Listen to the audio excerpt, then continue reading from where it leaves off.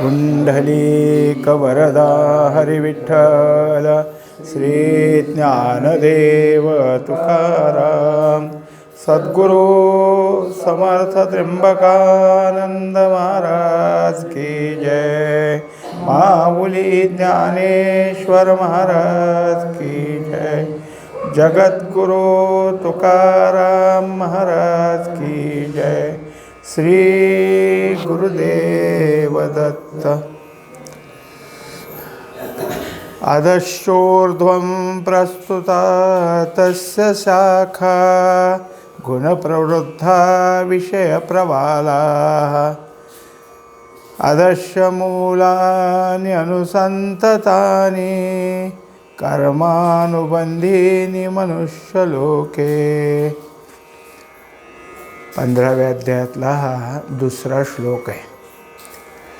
या श्लोकामध्ये या संसार वृक्षाच्या तिन्ही गुणरूप पाण्यानं वाढलेल्या आणि तसेच विषय भोगरूप अशी जे पल्लव आहेत किंवा अंकुर आहेत, त्यामुळं देवलोक, मनुष्यलोक आणि जे काही पशु पक्षी असे जे काही आहेत, अशा योनिरूप फांद्या खाली आणि वर पसरलेल्या आहेत। तसंच मनुष्य योनीत कर्मानुसार बांधणारी त्यांच्या ठिकाणची अहंता, ममता आणि वासनारूप मुळेही खाली खाली आणि वर दोन्ही याच्या ठिकाणी व्यापून राहिलेली आहे। आता या श्लोकावर माऊली काय सांगतात पहा।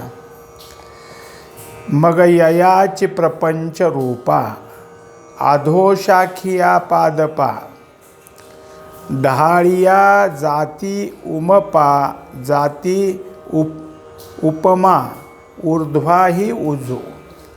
आता हे जे काही झाड आहे संसार वृक्ष, त्याच्या ठिकाणी हा संसार त्याच्या काही शाखा खाली आलेल्या आहेत आणि त्याच्या ठिकाणी खूप असे काय आहे फांदे डहाळे लागलेले आहेत, म्हणजे घोसच्या घोस आहेत।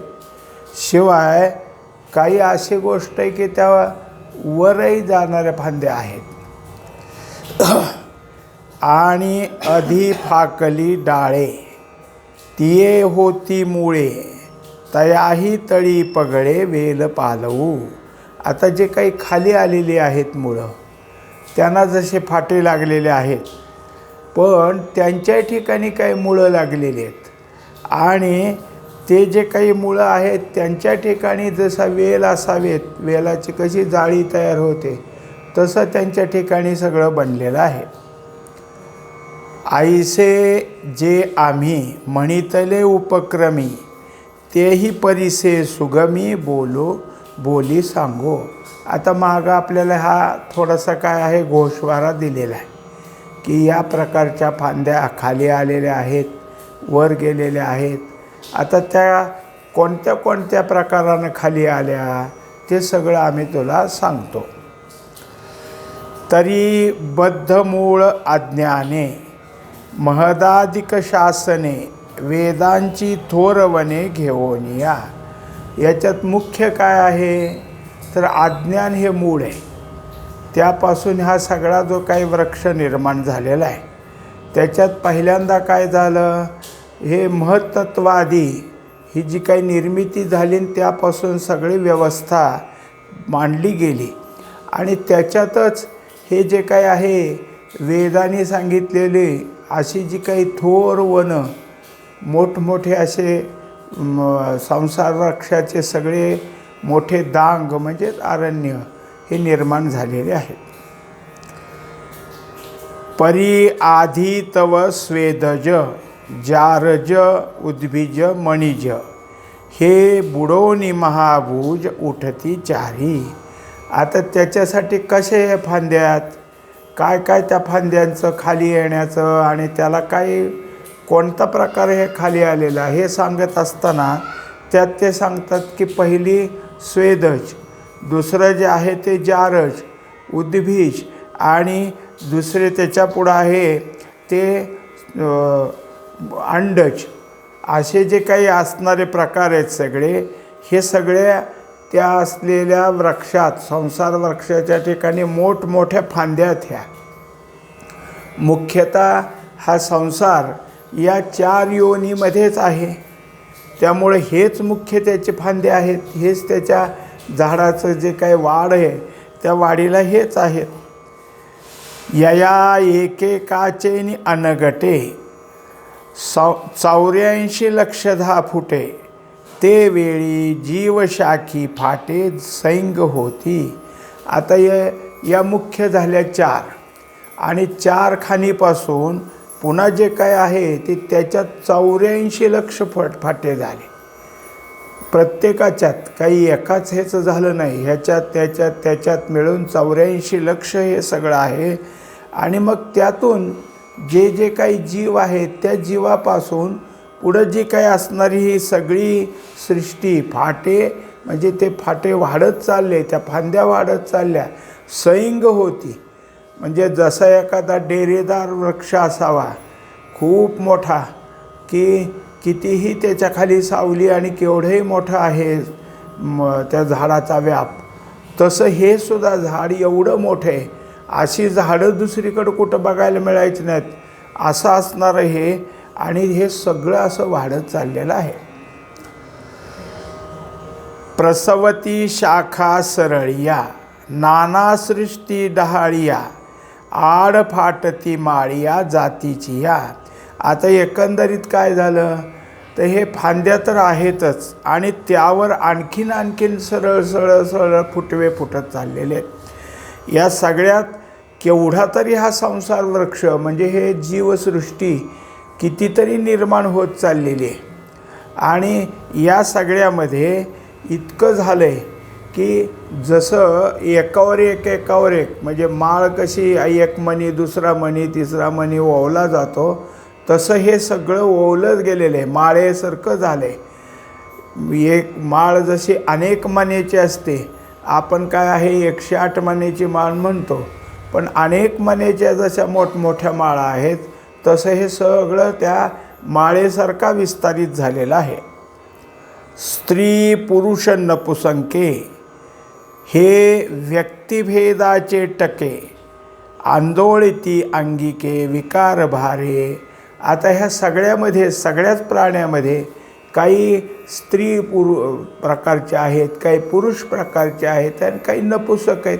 स्त्री आणि पुरुष यानंतर निर्माण झालेली जे काही की ह्यातही बसत नाही त्यातही बसत नाही असे जे सगळे आहेत, या सगळ्याला आता काय झालं की मुद्दाम व्यक्तिभेदे म्हणजे काही ह्यांची शाखा आहे स्त्रीच, काही पुरुष आणि काही असलेले नपुसक, अशामुळं अनेक प्रकारचे ह्या शाखेमध्ये उभा राहिले आणि मग त्याच्याद्वारे अनेक विकार निर्माण होत चालले. कारण जितकं व्यक्तिभेद आणि त्यांच्या ठिकाणी असलेलं स्त्री पुरुष हे सगळे जे स्वभाव आहेत ते त्यांच्या ठिकाणी वाढत चालले. जैसा वर्षा काळू गगनी पाले जे नवघणी तैसे आकार जात अज्ञानी वेला जाय. आता त्याला उदाहरण दिलं की जसं पाऊस काळ असला म्हणजे इतके काही ढग येत असतात आणि ते मोठमोठे ढग येतात, सगळं आकाश व्यापून टाकतात, पुन्हा पुढं जातात, पुन्हा त्याच्यानंतर नवीन निर्मिती होते, पुन्हा दुसरं आभाळ त्याच्या मागं भरत येतं, ते सगळं पुढं जातं. तसं जसं अनेक ढगाचे अनेक आकाराचे, तसं ह्या सगळ्या अज्ञानाच्या पोटातून अनेक आकार निर्माण झालेले आहेत. जितक्या खाणी सांगितल्या आणि जितक्या त्याच्यातल्या योनी सांगितल्या, त्या प्रत्येक योनीतले असलेले जीवजंतू वेगवेगळ्या आकाराचे आहेत, वेगवेगळी त्यांची ठेवण आहे. कोणी काय आहे सरपटत चालतं, तर कोणी पाण्यात राहतं, तर कोणी जमिनीवर फिरतं, कोणी आकाशात फिरतं आणि जे ते वेगवेगळे. अनेक जातीचे पक्षी असले तरी सगळे एकासारखेच नाही दिसत. हा थवा वेगळा तर तो थवा वेगळा, थव्याने राहत असले तर पक्ष्याच्या त्यातले प्रकार वेगवेगळे. हे जसं एका ह्याच्यात होतं आहे तसं दुसऱ्या ह्याच्यात तितकंच. आणि हे सगळ्या ह्याच्यापासून या पृथ्वीच्या ठिकाणी ह्यांचं जे काही आहे राहणं ते उगीच नाही, विषय त्यांना पाहिजे असतात. आणि विषय भोगाचा विकार ह्या प्रत्येक जीवजंतूच्या ठिकाणी आहे. मग शाखाचे नि अंग भारे, लवोनी गुंफिती परस्परे, गुणक्षोभाचे वारे उदय जाती. आता काय आहे, नैसर्गिकपणानं कुठली फांदी एकदा त्याला पानांचं आणखीन त्याचे जे असणारे घोस सगळे ढाळ्या म्हणाय त्याला, हे सगळ्यांचं ओझं झालं की खाली वागतेच. तसं ह्या ज्या काही फांद्या आहेत त्या अंगभारे स्वतःच्या ओझ्यानं खाली वाकल्यात. आणि मग हे सगळं जे काही झालं खाली येऊन ते एकात एक गुंतलं गेलं. जसं मोठ्या अरण्यामध्ये रस्ता सापडत नाही, कारण झाडं एकात एक गुंतलेली असतात, वेली सगळ्या असतात आणि वाट कुठनं दिसत नाही, तसं हे सगळं एकात येऊन गुंतलेले इतका संसार वृक्ष आहे. आता त्याच्यामध्ये ह्या त्रिगुणाचा क्षोभाचं जे काही वारं व्हावं लागतं, त्रिगुण त्या ठिकाणी ह्या प्रत्येक जीवाच्या ठिकाणी उभा राहतात आणि त्यांचं आपलं स्वतःचं जे काही आहे त्रिगुणाचे खेळ ते तिथं चालू होतात. तेथ तेणे अचाटे, गुणाचे झडझडाटे, तिही ठाई हा फाटे ऊर्ध्वमूळ. तेव्हा आता हाच वृक्ष आहे. आता याच्या ठिकाणी काय झालं तर जसं सांगावं तसं वेगवेगळं पण आलं ना. म्हणजेच हा जो वृक्ष आहे ह्याच्यातलं रजगुणाचा फाटा वेगळाच झाला. त्याचं जे काय असेल म्हणजे रजगुणात फक्त काय अमुकच येतात असं नाही, अनेक प्रकारचे जीव त्यात येतील, त्यांचं एक आहे. दुसरा काय आहे सत्वाचा आहे, तिसरा काय आहे तमाचा आहे. असे 3 ठिकाणी हे झाले. त्यातले काही खाली येणारे आहेत आणि काही वर जाणारे असे आहेत. त्या फांद्या काही खाली आल्यात आणि काही फांद्या कशा झाल्यात, तिही ठाई हा फाटे ऊर्ध्वमूळ म्हणून काही वरच्या बाजूकडं सुद्धा गेलेल्या आहेत. आयसा रजाचिया झुळुका, झडाडती आगळिका, मनुष्य जाती साखा थोरावती. आता जी काही रजगुणाची त्यातली फांदी, त्या फांदीबद्दल सांगू लागले की ती जी आहे ती अशी वाढत चाललेली वरवर वाढतीच आहे. आणि त्या फांदीमध्ये बहुतेक मनुष्य जातीचंच आहे. जे काही असेल ते मनुष्य जात त्यामध्ये आहे आणि त्यांचाच जो काही प्रकार असेल ते वाढत चाललेला आहे. तिया ऊर्ध्वी ना अधी, माझारीची कोंदा कोंदी, आड फाटती खांदी चतुर्वर्णाची या. आत्तापर्यंत आपण काय ऐकलं होतं, काही फांद्या वर गेलेल्या आहेत आणि काही फांद्या काय आहेत खाली आलेल्या आहेत, असे 2 प्रकार ऐकले. आता सांगतात की अशी जी फांदी आहे ती धड वरही जात नाही खाली नाही, अशी मधीच आहे. आणि ती कोणती आहे ती ही मनुष्य जातीची आहे. त्या फांदीच्या ठिकाणी खाली उतरलंही नाही झालेली, म्हणजे ते अधोशाखा आहे असंही नाही आणि ऊर्ध्व शाखा आहे असं नाही, मधीच असणारी आहे. आणि इतकी काही एकमेकाशी एकरूप झालेली आहे किंवा वाढत चाललेली आहे. त्याच्यामध्येच असे काही फाटे आहेत की त्यातून चातुर्वर्ण्य निर्माण झालेले आहेत. म्हणजे त्याच्यामध्ये ब्राह्मण, क्षत्रिय, वैश्य, शूद्र असे जे काही आहेत ते त्याच फाट्यामध्ये काही भाग आहेत. तेथ विधी निषेधी सपल्लव, वेदवाक्याचे अभिनव, पालव डोलती बरव आणि ती तया. आता त्यातले काय आहे ते विधी काय सांगितलं आहे, दुसरं काय त्याच्या हातून निषेधाचं होतं आहे, असं सगळे असणारे आणि वेदवाक्याप्रमाणे वागणारे.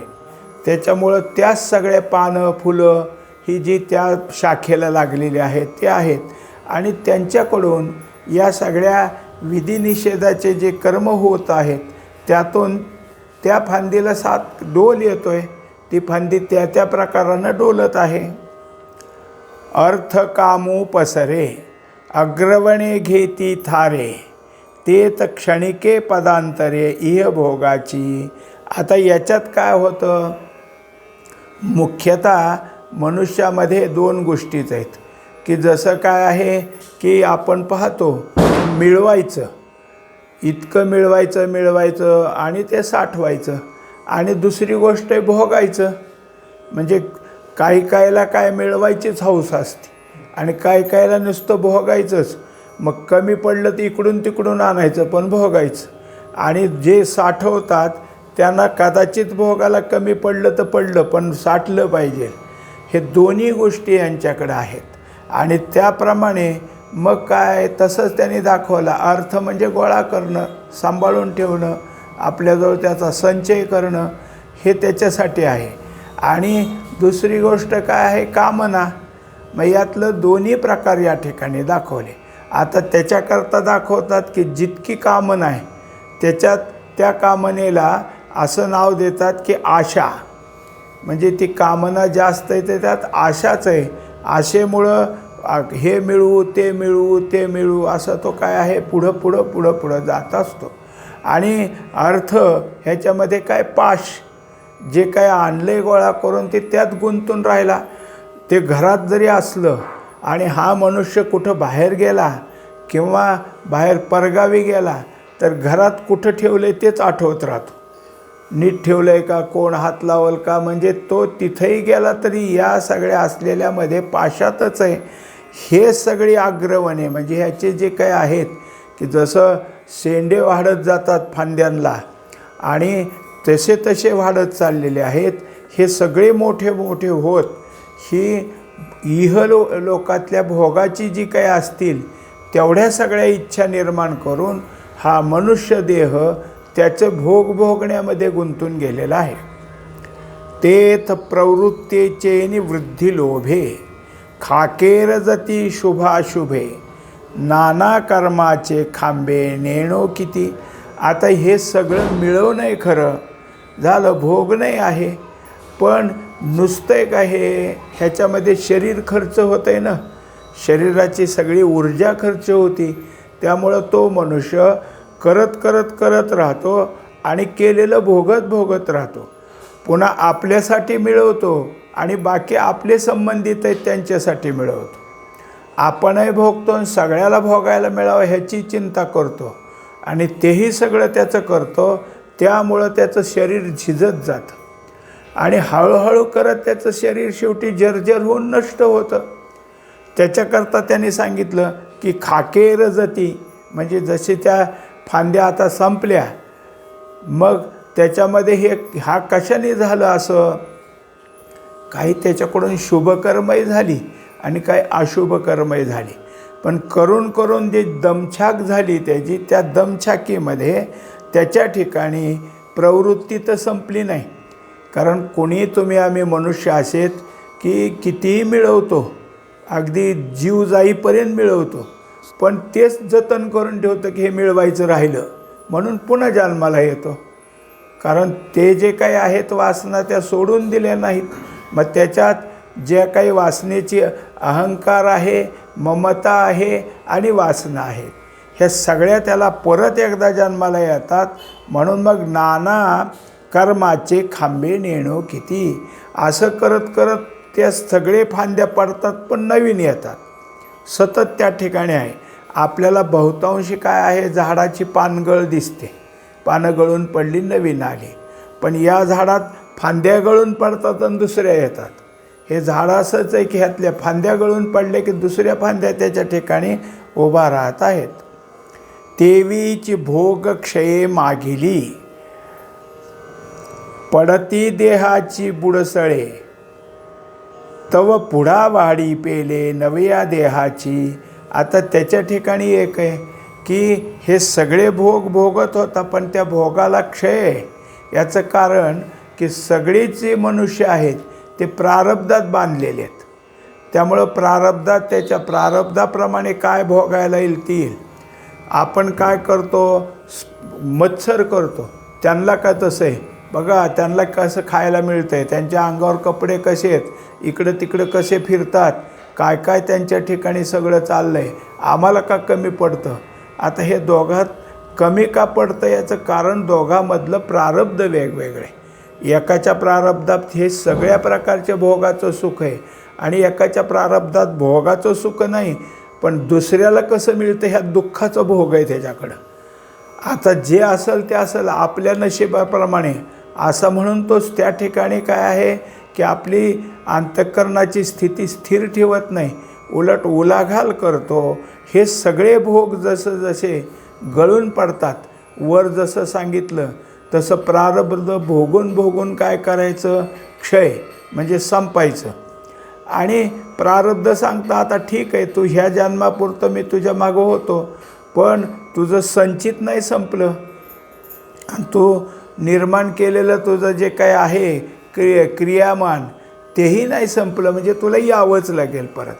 माझं कसं आहे तेवढ्यापुरतं आहे, मी त्या देहापुरतं अथवा दुसऱ्या एखाद्या जन्मापुरतं तुला आहे. पुन्हा काही जरी झालं तर पुन्हा तुला पुढं उभा राहावं लागेल. म्हणून प्रारब्धाला दुसरं नाव आहे भोग. काय आहे हे भोगच आहे. मग जे जे भोग आहेत ते मी देत राहिलो, परत पुढे याचं असताना मागच्या भोगातला जो साठा असेल ते तुला भोगायला येईलच. आणि शब्दाधिक सुहावे सहज रंगे हवावे विषय पल्लव नवे नीचची होती.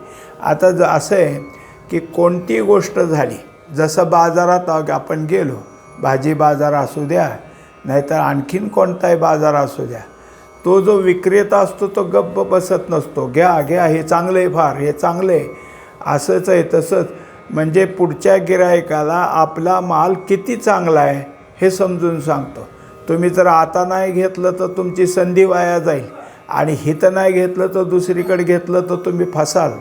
असं तो जे बोलत असतो ते त्याचे मोहक शब्द असतात आणि या मोहक शब्दाच्या त्याच्यातून सहज सहज त्याच्या ठिकाणी हे जे वाढ होत जाते ते एक प्रकारे विषय पल्लव आहेत. म्हणून या शाखेला आलेल्या पुन्हा पुन्हा ज्या काय फांद्या आहेत त्याला जितके जितके पानं फुटतात, ती पानं म्हणजे काय आहे की आता नुसतं शब्द नाही तर तिथून पुढं जे असणारी इंद्रिय आहेत आणि त्यांचे जे विषय आहेत हे सगळे विषय या मनुष्यरूपी शाखेच्या ठिकाणी अत्यंत काय आहे मोठमोठी पानं आणि किंवा लहान काय आहे की हा संसार वृक्ष आहे. आपल्याला बाहेरचे वृक्ष बघायला मिळतात, कोणत्या वृक्षाचं पान कसं असतं हे माहीत आहे, वडाच्या झाडाचं पान कसं असतं, पिंपळाच्या झाडाचं पान कसं आहे. आणि दुसरी गोष्ट झाली तर मग जे काय आहेत आंबा वगैरे ह्यांची पानं माहितीत. आता त्याच्यापेक्षा बघायला गेलं तर चिंचेचे झाडाचे पानं कशी इतकी लहान लहान लहान लहान. तेव्हा या संसार वृक्षाच्या झाडाची पानं कशी आहेत, चिंचेच्या झाडासारखी का वडाच्या झाडासारखी, पण घोसच्या घोस आहेत. कारण विषय कधी आपले संपत नाहीत, विषय भावना संपत नाहीत. मग जसं चिंचेच्या झाडाला एका बारीकशा फांदीला कितीतरी बारके बारके बारके पान आहेत, तसे ह्याच्या ठिकाणी सगळ्या विषयाची प्रवृत्ती कितीतरी आहे. ऐसे रजो वाते प्रचंडे मनुष्य शाखांचे मांदोडे वाढती तो एथ रूढे मनुष्य लोकू. अशा तऱ्हेनं सगळे जे मनुष्य आहेत त्यांच्या ठिकाणी रजोगुणाचीच वाढ आहे आणि रजोगुणाच्या वाढातून हे जे काही चाललेले मनुष्य शाखेमध्ये मनुष्यरूपी फांदीच्या ठिकाणी इतकं काही त्याच्या ठिकाणी काय आहे की विषयाचा भाव, विषय भोग आणि विषयाचा संचय हा सारखा ह्या सगळ्या मनुष्य समुदाय हे सगळं करतो. एकही ह्याच्यातून नाही. एखादी गोष्ट कशी की आपण पाहतो कुठल्या तरी बाजारामध्ये गर्दीच गर्दी आणि एखादा विक्रेता असतो त्याच्यापुढं कितीतरी गर्दी आणि दुसऱ्याच्या ठिकाणी काही नाही. एक आयताळ कपडे विकणारा होता आणि त्याची एकदा काय सहज भेट झाली, काय तिथून खरेदी व्हायची होती. तेव्हा त्याच्याजवळ त्याला आता गिऱ्हाईकच कोण नव्हतं. आपण गेल्यामुळं त्याला वाटलं आता बरं झालं, गिऱ्हाईक तर मिळालं पण बोलायला माणूस मिळाला, कुणीच बोलायला येत नाही. मग त्यांनी सांगितलं, अहो ह्या पलीकडच्या दुकानात जी गर्दी ना, आम्ही दोघं एकाच ठिकाणचा माल आणतो आहे, माझाही माल त्याच ठिकाणचा आणि त्याचाही माल, पण माझ्या मालाला कोणी विचारायला सुद्धा येत नाही, तिथं गर्दी पडली. हे सगळं जसं चालतं तसं काय आहे, हे एक प्रकारे इथं कुठं कमी पडतं आहे, कुठं जास्त होतं आहे, कुठं दिलं जातं आहे, घेतलं जातं आहे, अशी जी वाढ आहे या सगळ्याला म्हणायचं मनुष्यलोक. आता या सगळ्यामध्ये कमी जास्तीपणा कशामुळे, तर हा सगळा रजोगुणाचा खेळ आहे.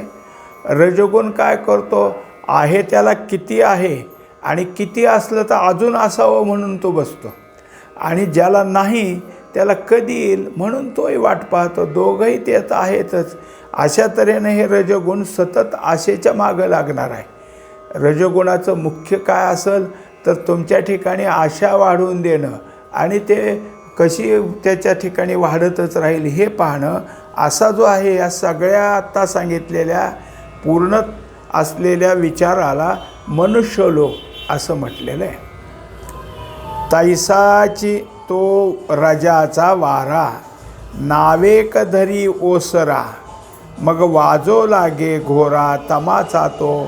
आता काही शाखा अशा आहेत त्याच्यामध्ये आहे की रजोगुण होता, रजोगुणाचा जोरजोराचा वारा तिथं फिरत होता, म्हणजे हा विषयामध्ये गुंतून होता, आणि हे विषय भोगण्याकरता त्याला प्रवृत्त कोण करत होतं, तर रजोगुण प्रवृत्त करत होता. आता जितका जितका रजोगुणाचं त्याच्या ठिकाणी प्रवृत्ती होती तो एक वारा सांगितला त्याने, जोरजोराचा वारा सुटावा आणि जसं पालापाचोळा काय आहे त्या वाऱ्याबरोबर निघून जावं, तसं ह्या रजोगुणाच्या वाऱ्यात अनेक प्रकारची प्रवृत्ती, अनेक प्रकारच्या आशा आमच्यातून बाहेर पडत होत्या. आता तो वारा काही काळ ओसरला आहे, काही काळ थांबला, पण तिथं आता तमगुणाचा वारा सुरू झाला. हे झालं रूपक. पण सांगायचं आहे काय की रजोगुणाचं आता तुम्हाला सांगून झालं, आता तमगुणाबद्दल जे असेल ते सांगतो.